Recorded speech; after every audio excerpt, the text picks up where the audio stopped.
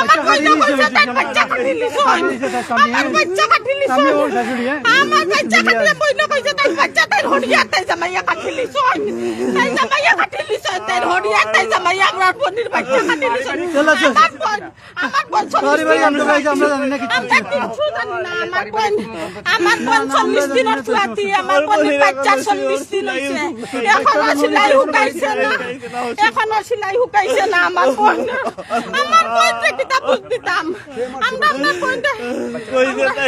তাই জামাইয়া তাই হড়িয়া আমরা এখন মেডিকেল যেতাম আমরা নষ্ট করতে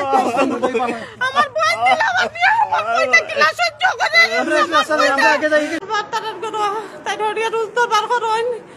যে বাচ্চা রাত্রে ঘুমায় না 40 দিন হয়েছে না তো এখনো বাচ্চা রাত্রে ঘুমায় না কান্দে বাপও ঘুমাইতে পারে না এখন গাড়ি চায় না রুজু করে না টাকা দেয় না ও রোজ প্রতিদিন দরবার তাইরা খাইবার দেয় না তাইরা বইবার দেয়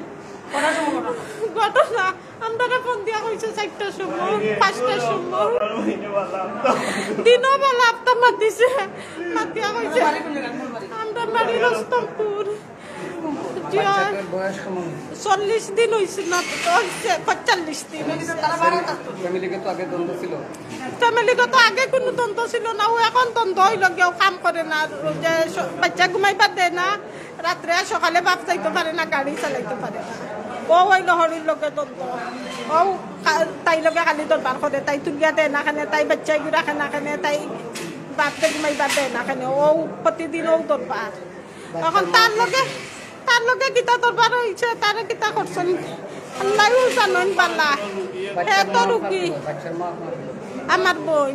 আচ্ছা ওই আপনার বোনের সম্বন্ধে কোনো এর আগে কোনো বিচার দিয়েছিলেন কিনা স্বামী এরকম কোনো স্বামীও কোনো বিচার দিছে না শাশুড়ি খালি মাইর করে খালি কতদিন যাবত বিয়া রয়েছে 2 বছরে ভাই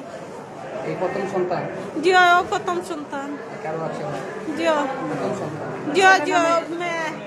প্রথম সন্তান ও প্রথম 45 দিন হয়েছে।